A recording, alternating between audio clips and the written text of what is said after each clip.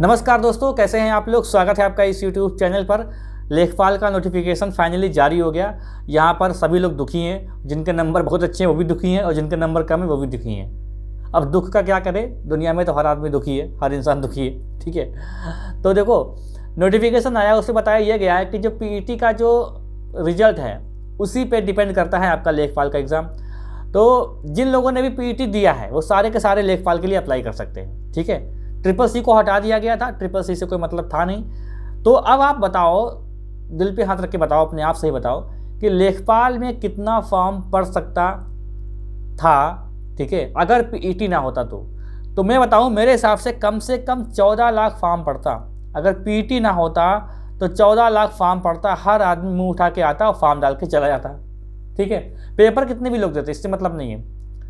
Paper देखो, 9.5 लाख लोगों ने वीडियो का एग्जाम दिया था, 14 लाख फॉर्म पड़ा था उसमें।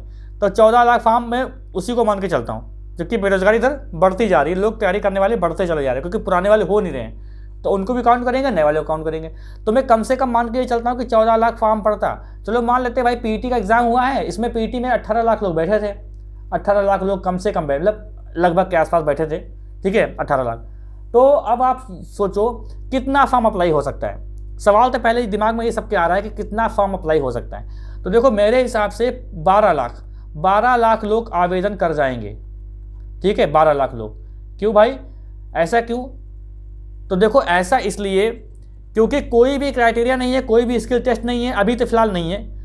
अगर कोई लंबाई वगैरह होता, या आंखों का सही होना होता, या विकलांग ना होता, ठीक है, या आप पुरुष हैं तो स्त्री नहीं होता, मतलब समझे, मतलब कोई भी एक बंधन नहीं है, ठीक है, कि आप इन चीज़ों को फॉलो करेंगे तभी फॉर्म डाल सकते हैं। आप खाली PET का एग्ज़ाम दिए हो और आपने इंटर पास कर लिया है, आप जो है अप्लाई कर सकते हैं। और आप ओवर एज हो नहीं सकते। क्यों? क्योंकि ओवर एज भाई क्या 40 साल तक मांगा गया, 18 से 40 साल तक मांगा गया। तो आप फॉर्म तो अप्लाई कर ही सकते हो, ठीक है। ये बात समझ में आपको आ गई होगी। और फीस मांगी गई है, आप जैसा कि जानते हैं 25 रुपये। अभी ANM की भर्ती चल रही है, उसकी 25 फीस थी, 25 रुपये। ज़्यादा रखी इसलिए नहीं गई है ताकि लोग ये ना कह पाएँ कि हमसे पैसा ले लिया और एग्ज़ाम भी नहीं कराया, ठीक है। अब आएगा, इस बात को समझो।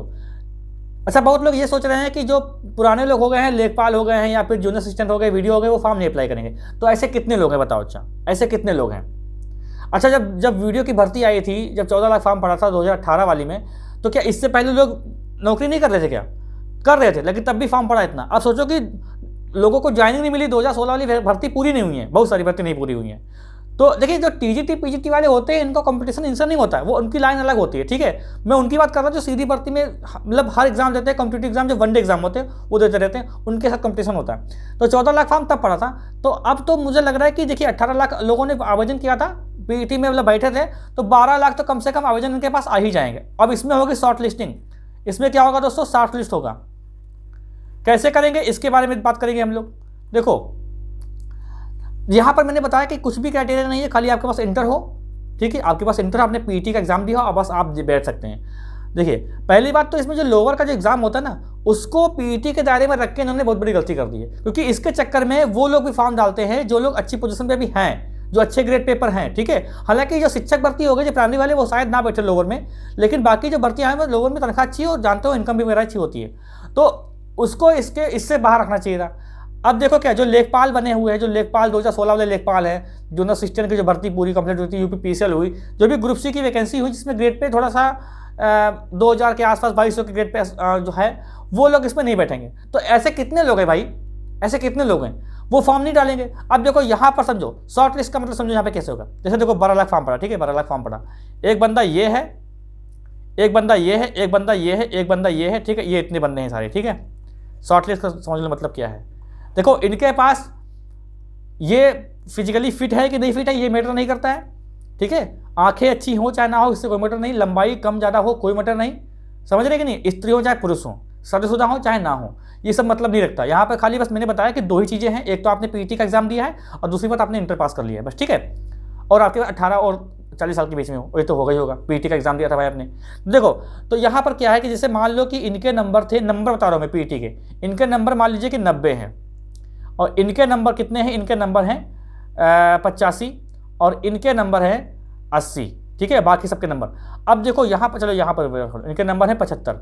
देखो शॉर्ट लिस्ट कैसा किया जाएगा, शॉर्ट लिस्ट करने का तरीका बस एक ही है, या तो बंदा वो फॉर्म ना डाले, जो जिसके बहुत नंबर ज़्यादा है, इसके नंबर 90 है, या तो वो फॉर्म ना डाले लेखपाल में, वो अपने आप शॉर्ट लिस्ट हो जाएगा। ठीक है, उसके ये सब करने के बावजूद भी मैंने 12 लाख का आंकड़ा दिया है, समझ रहे हो कि नहीं। मतलब जो लोग फॉर्म अप्लाई नहीं करेंगे उसके बावजूद भी मैंने कम से कम 12 लाख का ये आंकड़ा लिया है। लेखपाल में इतना फॉर्म पड़ेगा, 12 लाख कम से कम पड़ेगा।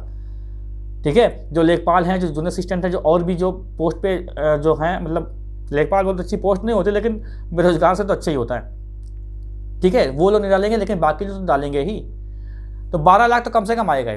तो मैंने शॉर्ट लिस्ट उनको तो कर ही दिया जिन लोगों ने फॉर्म नहीं भरा। और शॉर्ट लिस्ट का मतलब ही यही यहाँ पर ये रखा गया है कि शायद बहुत लोग फॉर्म ना डालें। तब सोचो यार कि 15 गुना बुलाने की बात की गई है, 1,20,000 बुलाने की बात करी गई है।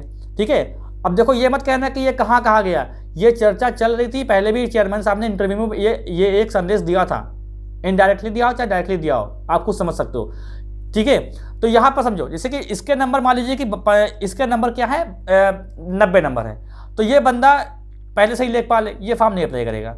ये क्या है, ये जूनियर असिस्टेंट है, इसका भी दिमाग चलेगा, नहीं अप्लाई करेगा। ठीक है, लेकिन ये जो है ये अप्लाई कर देगा। और बाद में ये मतलब मैंने ऊपर ऐसा है ना कि जितने भी 18 लाख यहाँ पर जो मैंने व्यक्ति बनाए हैं, number 1, number 2, number 3, number 4, number 5, 6, 7, 8, ये पीईटी का एग्जाम दिए हुए हैं। और ये मैंने जो 8 कैंडिडेट लिए हैं पीईटी में टॉप 8 में आते हैं, अरे 10 कर लो, टॉप 10 बोलने में ज़्यादा अच्छा लगता है।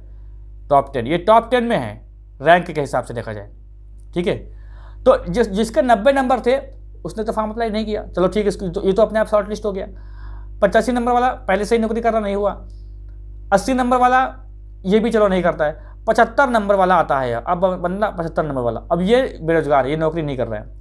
ठीक है, या फिर ये ऐसे विभाग में है जिसको विभाग पसंद नहीं है, जैसे पुलिस कांस्टेबल। तो ऐसे बहुत सारे पुलिस कांस्टेबल हैं जो नए वाले हैं, वो एडजस्ट नहीं कर पा रहे होंगे अपने आप को, तो वो लेखपाल वाले में बैठेंगे, पक्का बैठेंगे, क्योंकि ये बात मैं अच्छे से जानता हूँ, क्योंकि पुलिस की नौकरी करना आसान नहीं होता है। ठीक है, तो ये लेखपाल में बैठेगा। अब देखो ये जो नंबर हाईएस्ट नंबर थे, नंबर 1, 2, 3, ये रैंक जो है खत्म हो जाएगी, ये रैंक खत्म हो गई। अब जो शॉर्ट लिस्ट जो होंगे कट ऑफ के बेस पर, वो किस में होंगे, हाईएस्ट माना जाएगा 75 नंबर। ये मैं एक आपको अनुमान बता रहा हूँ, मतलब एक तरीका क्या है शॉर्ट लिस्ट करने का। तो ये 75 नंबर जो दोस्तों यहाँ पर जो आ रहा है 75 नंबर, इसको हाईएस्ट मानेंगे। अब 75 नंबर से उनको ला के क्या करेंगे, ये करेंगे, लाएंगे लगभग 1,20,000, 1,20,000 लोग लाएंगे। ठीक है, 1,20,000 को करेंगे। अब 75 नंबर हैं, इसके मान लीजिए 76, इसके नंबर 74 हैं, इसके नंबर 73 हैं, इसके नंबर 72 है और इसके नंबर 71 हैं। तो हो सकता है कि ये जो बंदा है, ये वाला बंदा जो है, ये फॉर्म ना अप्लाई करे। देखिए, जो फॉर्म नहीं अप्लाई करेगा शॉर्ट लिस्ट वही हो रहा है, हाईएस्ट वाला, ये बात ध्यान रखेंगे। अब ये अगर फॉर्म अप्लाई नहीं करेगा तो 73 वाले को मौका मिलेगा, 73 वाले को मौका मिलेगा, समझिए। और ये मान लीजिए कि किसी के नंबर ये कितना 71 नंबर, किसी के नंबर मान लो कि इसमें 70 नंबर हैं। अब 70 नंबर यहाँ करते करते अगर यहाँ सबको देखा जाए तो 1,20,000 हो चुके थे, लेकिन एक बंदे ने जिसके 78 नंबर, जिसके 71 नंबर थे, इसने अप्लाई ही नहीं किया, तो इसको मौका मिल जाएगा। बस यही शॉर्ट लिस्ट का मतलब है, ये 70 नंबर वाले को मौका मिल जाएगा। अब आप लोग के दिमाग में ये चल रहा होगा कि सर अच्छा अब बताइए खुल के कि कितने नंबर वाले लोग एग्जाम दे सकते हैं। तो आप सोचो, ये जो शॉर्ट लिस्ट का मामला दोस्तों आ रहा है वो कैसे आ रहा है। देखो, जैसे 12 लाख लोगों ने फॉर्म अप्लाई किया, ठीक है, और जो शॉर्ट लिस्ट जिन लोगों ने फॉर्म नहीं डाला है वो कितने लोग हैं, जिन लोगों ने फॉर्म नहीं डाला वो हाईएस्ट नंबर वाले भी हो सकते हैं, वो कम नंबर वाले भी हो सकते हैं, समझिए बात को। जिन लोगों ने फॉर्म नहीं अप्लाई किया लेखपाल के लिए, वो हाईएस्ट नंबर को जरूरी नहीं कि जिनके 99 नंबर हो वही नहीं डालेगा फॉर्म। जिसके कम नंबर है वो भी फॉर्म लेखपाल में नहीं डाले, हो सकता है वो मौज में दे दिया हो पेपर और वो लेखपाल बैठा बना हो, या फिर वो शिक्षक भर्ती में ही उसका हो गया हो। ठीक है, या जो अभी 68,000 पे जो कल जो 6800 वैकेंसी शायद उसकी कुछ दूसरी मेरिट आई है उसमें हो गया हो। तो मैं उनकी बात कर, जिसके नंबर कम है शायद उसने भी फॉर्म ना अप्लाई किया हो। कोई ज़रूरी नहीं है कि जिसका हाईएस्ट नंबर है उन्हीं से शॉर्ट लिस्टिंग बनेगी, नहीं, उनको कैंडिडेट चाहिए, 1,20,000 या 1,50,000 या 1,60,000, समझ रहे जी, इनको कैंडिडेट चाहिए। अब 12 लाख देखिए, 12 लाख ऐसे लोग हैं, इसमें क्या हुआ कि 12 लाख में से शॉर्ट लिस्टिंग होगी। ठीक है, इसमें 12 लाख वाले जो जिन लोगों ने फॉर्म नहीं अप्लाई किया है उसमें कम नंबर वाले भी हैं और ज़्यादा नंबर वाले भी हैं, उन लोगों ने फॉर्म अप्लाई नहीं किया। अब आप बताओ ऐसी कौन सा तरीका है कि 12 लाख लोगों में से ये 1.5 लाख लोगों को निकालें। बताओ, आप खुद दिमाग लगाओ कौन सा तरीका बचा? क्या उनके पास कोई कंप्यूटर डिप्लोमा देखेंगे वो, या लंबाई देखेंगे, या फिजिकल फिटनेस देखेंगे, या रेस लगवाएंगे, या बताओ कोई कंप्यूटर स्किल है या टाइपिंग है? कुछ है यहाँ पर? कुछ भी नहीं है। अब क्या बचता है? सिर्फ बचता है आपका नंबर। ये जो पीईटी में नंबर है वो अब बचता है। तो देखिए अब यहाँ पर स्पष्ट बात करते हैं कि शॉर्ट लिस्टिंग आप समझ गए होंगे कैसे होने वाली है।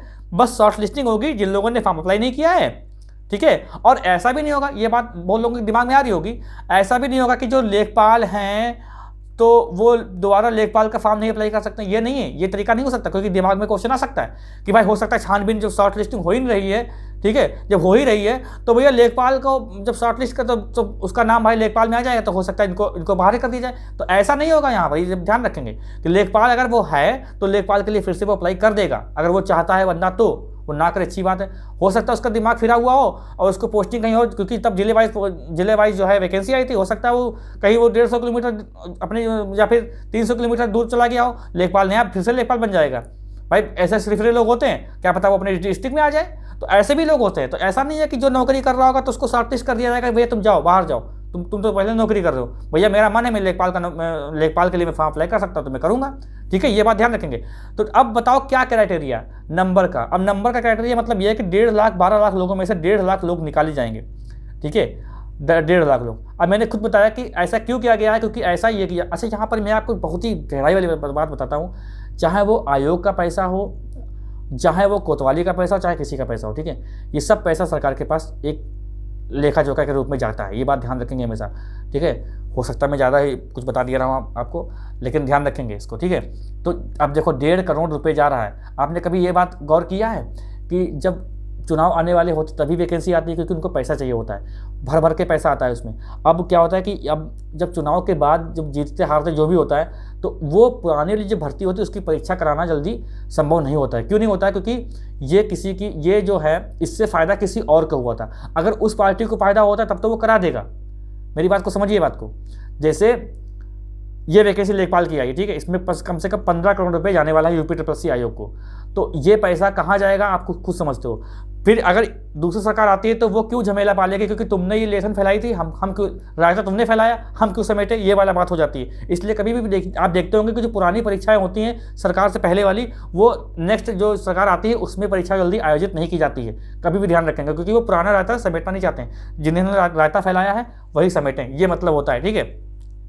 तो यहाँ पर देखिए, तो 1.5 लाख कैसे करेंगे? अब बात आती है नंबर की। तो नंबर कैसे करेंगे? अब देखो नंबर दोस्तों ऐसे आएगा कि जिनके नंबर 65 तक हैं उनके चांसेस, नंबर की बात कर रहा हूँ, जिनके नंबर 65 तक हैं, यहाँ पर मैं सामान्य, ओबीसी, एससी ये सब कुछ नहीं कहने वाला, जिनके मिनिमम 65 नंबर हैं उनके चांसेस हैं कि वो लेखपाल का एग्ज़ाम दे सकते हैं, ठीक है, लेखपाल का एग्ज़ाम दे सकते हैं जिनके 65 नंबर। जैसे मान लो कि 18 लाख लोगों ने, 18 लाख लोगों ने लगभग पेपर दिया था, ठीक है, तो इसको आप 15 से गुना कर दो, 15% निकाल लो।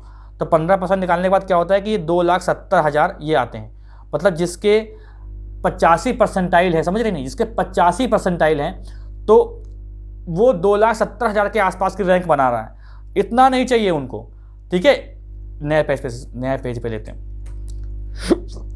देखो जैसे लेखपाल के लिए हम मानते हैं कि 1,20,000 बुलाएंगे, ठीक है, ये एक अनुमानित है।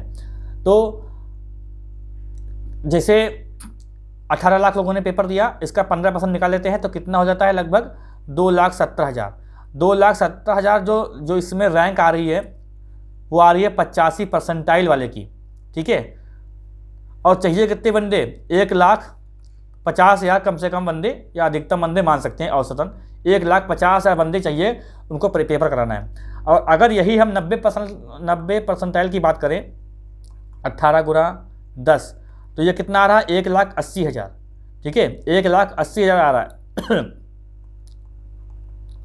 तो अब देखो, अब 90 परसेंटाइल इसका आ रहा है, ठीक है, 90 परसेंटाइल, क्योंकि देखो, अच्छा यार इतना समझते नहीं समझते हो, मैंने 15 यहाँ पे क्यों लिखा? मैं परसेंटाइल की बात कर रहा हूँ, ठीक है, इतना डिटेल में मत जाइए। तो जो देखो, जिसके 90 परसेंटाइल हैं उसकी रैंक आ रही है लगभग 1,70,000 से 1,80,000 के बीच में। और जिसके 85 परसेंटाइल है, परसेंटाइल, ठीक है, उनकी रैंक आ रही है 2,70,000 के आसपास रैंक आ रही है। बंदे कितने चाहिए?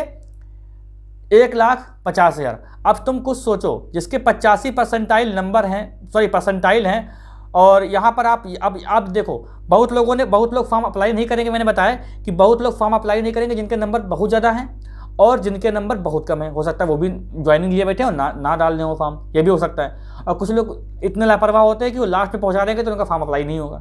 ये भी तो बात होगी। हो सकता है 10-12 हज़ार ऐसे भी लोग होंगे जिनका फॉर्म तो पक्का फंसना ही फंसना है, ठीक है। तो उसमें भी कुछ लोग हो सकते हैं। तो यहाँ पर सारा खेल होगा मेरिट पर, जो पीईटी की जो परसेंटाइल या नंबर हैं उस पर खेल होगा। तो यहाँ पर देखिए, आप लोग ये मान सकते हैं कि 65 नंबर जिसके हैं वो लेखपाल का एग्ज़ाम दे सकता है। यहाँ पे कोई भी मतलब गारंटी नहीं है, 65 प्लस ही जाएगी, इससे नंबर नीचे कम नहीं हो सकता। क्योंकि शॉर्टलिस्ट कितने कर देंगे आप बस उनके ही भरोसे बैठे हैं कि जो लोग शायद वो फॉर्म ना डालें। आप इसके भरोसे बैठे हैं कि शायद वो लोग फॉर्म ना डालें।